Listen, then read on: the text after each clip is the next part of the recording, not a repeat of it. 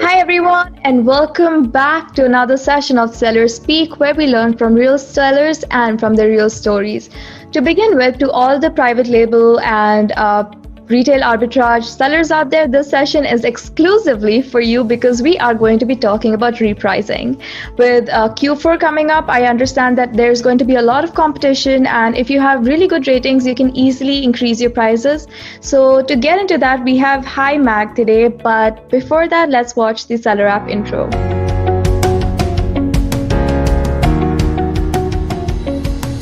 Hi everyone, and welcome back. So as I mentioned before, we are going to be talking about repricing strategy, and I don't think we have a better speaker than Hi Mac for it. So he has an industry experience of more than a decade, and he's also the founder of Eva.guru. So let's welcome Hi. Hi. Hey, thank you very much for inviting me to this conversation. And sorry for the background, like I'm not at home today, but I'm like in front of the Stanford University, and welcome from here. Yeah, well, no, the viewpoint is perfect for me right now. I'm looking at it and I'm just like so inspired. I'm like, yes, maybe one day I'll be good enough to attend. Yeah, like most of the sellers out there don't realize how young I am. I am pretty young. Mm-hmm. Okay, so yeah, so today's topic is, as I mentioned, is going to be exclusively for RA and PL sellers. So to begin the session, hi, I want to understand that repricers have been in the market for a few years now, and I understand that there are new trends in the market as well. So how significant is repricing tools for PL 3P sellers? Right. Well, I mean, if you think about, the dynamic pricing, it's actually in the market for the last maybe 20 years, like the retailers and brands like, Procter & Gamble or Unilever are using it. And then the introduction of machine learning and AI, make it accessible to everyone. And what we see with Amazon is in the last few years, there were a lot of pricers, including even the Amazon itself created a pricer, which is all like they're all available. And what happens with them is like with some configurations, there are like rules introduced or algorithms that the sellers are supposed to create these rules and try to, manage this dynamic pricing, because it becomes an inevitable part of the strategy. As there is too much competition, too many similar products, and millions of buyers, and all these things made the repricer very much inevitable. Now, if I look at what's going on in the market and the new trends, basically the new trend is what I call the pricing 2.0 or autonomous pricing, because there are now this new generation of tools where there is no need to do any type of configuration, because the pricing becomes completely data-driven. And the idea is that the software can understand the rules and algorithms and competition and the context and do the dynamic pricing for the reseller. Yes, and as you mentioned before, Amazon is a very competitive place. So you have your branding, you have your PPC campaigns, and then I know there's a lot that goes into it, and repricing is equally important, especially now that we have Q4 coming. So for our next question, we understand that many sellers do not have repricing tools. So if they do not have those tools, how often should they be monitoring their competition? Well, as you mentioned before, like there are these two types of sellers, the private labels and all the other ones doing the reselling and retail arbitrage or online arbitrage. For the ones that are reselling, the retailers or online retailers, actually there is no way other than really using a dynamic pricer, if they have more than a few products. Because monitoring the products today is almost a task to be done almost like every minute or every, and if you have like more than a couple of products, it becomes almost impossible. So for them, it's an inevitable thing. Now with the private labels, the monitoring is so far done like maybe every day, about the products, the competitive products, because the private labels look at like targeted campaigns and many other things. But day by day, what I see is this is also becoming like more than monitoring a task that needs to be automated, and the competition needs to be monitored like every minute. And this is not possible to be done by a human being. True. I mean, imagine going through all your listings and all your competition day by day, every minute. It does get complicated, especially Amazon being such a dynamic platform where everything changes so fast.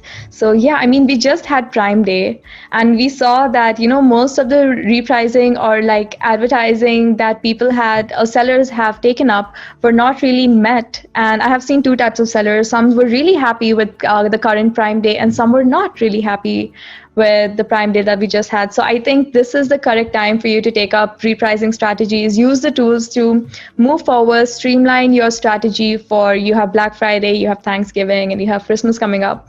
So this is the right time. Learn from your mistakes and let's power through. So now I want to talk a little bit about numbers. Hi, so what's the revenue growth on an average that's seen in RA sellers, which use repricing strategies? Right. So with Eva.guru, we are very keen to measure that performance, and the performance changes. Like we have seen, for example, multiple sellers who were using either nothing or Amazon Pricer only. There is a 47% profit increase in 90 days. And here it comes the very important point. Using a pricer shouldn't be only a revenue increasing strategy, because otherwise the profits go down. It's not only about selling, it's about profitable selling. So one of the things that we look at when we designed the Eva.guru was to make sure that the profits increase too with the repricers. And I think the sellers should be also looking into that. So 90 days, 47% profit increase, and roughly around 20% revenue increases can be expected by using a pricer strategy. Yep, I understand that the time frame is very important, because when we have PPC clients as well, they do not want to wait. When we optimize their PPC campaigns or anything, they're like, wait, I have not gained any profit and it's been a week. So yes, it does take time. It takes approximately 14 to 20 days for you to notice any more changes in either repricer or your PPC campaigns. So that's that. All right, so now we are going to talk about buy box. So I understand buy box monitoring is very important metrics for any brand. And we know that buy box is very important when it comes to repricing as well. So what are the other metrics that sellers can keep in mind when it comes to repricing? That's a very important point, because most of the sellers think that if they just cut the price, or if they use a pricer with just cutting the price, is more than enough to win the buy box. Actually, it isn't. And there are like two things there. One, Amazon may change the buy box strategy, and maybe changing almost every day. Who knows? And the next thing is there are all the other things, like being a prime seller, having like a lot of positive feedbacks, having strong inventory levels and not being out of stock, being a professional seller, introducing new products.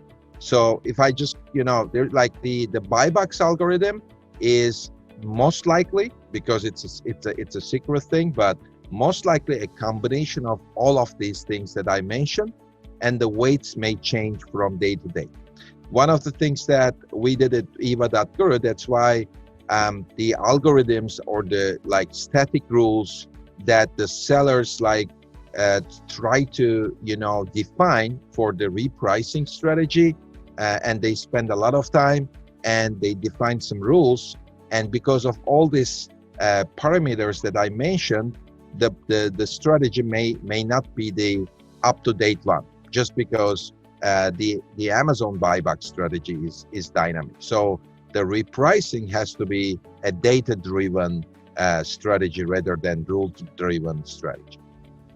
Yeah, I mean, data-driven is very well put because as we noticed in this Prime Day, that most of the sellers who were not able to gain more profit or were not able to attain their targeted goal was because they ran out of inventory. So at one hand, that's a good thing. I mean, great, you sold all your products, but on the other hand, you could have sold more. And I always say this: to have excess inventory is better than having no inventory at all. Because if you have excess inventory and it does not sell in the future, you can always put discounts on it and get rid of it. But having no inventory at all, you're missing out in chance on gaining more profit. So I'm just going to repeat some of the points that you made just now, which is having inventory, making sure that you have less or up to no negative reviews, because Amazon has now made it very difficult to get negative reviews removed. And as Scott said in our previous session, Amazon used to listen to reason, but now they don't. So you need to have less negative reviews, make sure that you have demand in market, and all these factors are really important when you're advancing your repricing strategies. But what are some additional factors according to you that people or sellers should consider? Yeah, absolutely. So one of the things that I see is like, the number one thing that I mentioned was, the complexity of creating rules and make sure that they are up to date, or like try to build some algorithms. I think that many of the resellers are suffering from, instead of monitoring prices, now they are monitoring these repricers. So prices versus reprices, but that doesn't change the problem. So the number one thing is a repricer which is autonomous, which can be data driven and update the rules or anything that require that helps to price in an automated way. Number two is the speed is very important. Now I see even price updates like every 5 minutes or every hour, but it's not enough anymore in that Amazon context. I think that the right speed is like the tools need to be capable of like updating the price like every minute, and that's very important. And number three is more and more I see like a lot of sellers are acquiring more products, which means like more SKUs, and the pricer should be able to cope with thousands of or 10,000s of SKUs, where most of them are not that scalable, and the scalable architecture of the repricer to cope with 100,000 SKUs in some cases for the retailers is extremely important. And something related to that is, most of the repricers have pricing done based on the number of SKUs, like their price increases, but that shouldn't be the case, and it should be more about the value that the pricers deliver rather than the number of SKUs that they price. I think these are kind of important points to look at. Yes, and now that we're talking about other tools available out there, I think it's important that we talk about Amazon's free repricer tool. So if you're a seller watching out there and if you're wondering, but Amazon has already given me a free tool, why do I need to go out for more? So I'm sure that Hai here can explain the limitations that Amazon Repricer free repricer tool comes with. So absolutely. Yes, Hai. I mean, the great thing is, as I mentioned, repricing is inevitable for like retailers, whoever doing retail arbitrage or wholesale arbitrage. So it's great to have Amazon at least a primitive tool that can help the new starters just to understand how this the repricing works. But at the end of the day, there are some limitations. Like I think the number one limitation there is the Amazon repricer helps you to cut your price, but it's not helping you to match or increase your prices. And there are some other limitations in terms of like price matching or inventory checks or private label pricing too. But it's a great beginner's tool. I mean, the ones that are started selling on Amazon, there is no need like just to do manual pricing, and then they can just use the Amazon pricing. But as soon as they reach to a 50 products or something, or if they are private labels, or if they want to focus on the profitability besides the revenue, then it's time to consider a repricing tool that they can buy, a professional tool. I mean, yeah, that goes without saying. I mean, if you're expanding your business, if you're adding more product, I mean, most of the sellers right now watching, I'm sure that if you're just started, or if you're just started, or if you're selling on Amazon for quite some years now, the goal is to always expand, add more SKUs, and I'm sure that the free tools available out there may not be able to handle that. So do what's best for your business, and you will see the results as well. All right, so now we're coming to more repricing tools. So let's have a comparison now. So we have Repricer Express out there, and we have Zello. So we have so many Repricer brands and domains out there. So how is Eva.guru different from those those tools? Yeah, thank you very much for giving me the opportunity for explaining that. The Eva, there are like a couple of areas where Eva.guru is completely unique. The number one and the most important thing is we are just entering into the era of autonomous repricing and Repricer 2.0. And Eva.guru is the only one which complies with that. And to comply with that, the number one thing is Eva has no configurations required. You don't need to define some algorithm or pick up some rules and try to spend like hours and hours trying to, build that rule. So there is no configuration required. Eva.guru will be, kind of starting up and running in a couple of minutes, and will construct the rules special to the reseller. Number two, the price starts from $9. So it even kind of, helps the beginners just to start using a professional pricer, because nobody has that type of a price starting point. Number three is it has unlimited SKUs. Like we have customers who have 1 million SKUs or 500,000, and there is no limitation on the SKUs, as well as the pricing is not done based on SKUs, but it's done based on the revenue. And the most important thing is the pricing is done every 80 seconds, which is the fastest in the industry. Wow, time is of the essence here. And that is very important as well, because I think, as we mentioned before in the session, it is nearly impossible for you to keep manually changing your prices in a minute. So Eva does that for you. So there you go, repricing made easy by Eva and Hi. All right. Hi, before we end our session, I had a small request. For those of you watching out there, do you have any special discounts for our Sellerapp users?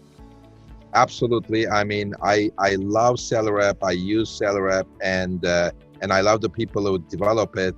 So definitely for every single Sellerapp users, we're going to do a $30 off, and the code is Sellerapp, where S is capital and the rest is like lowercase. And if you just approach to Eva.guru, you can get a $30 off if you want to do any repricing with us.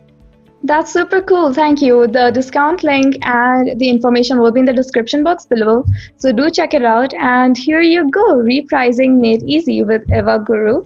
So we know that Hi here has over 10 years of experience in Amazon and Amazon selling. So if you have any advice that you would like to give our viewers out there now that will be great. Absolutely. I'm selling on Amazon for more than a decade, had a lot of success with both private labels and reselling stuff.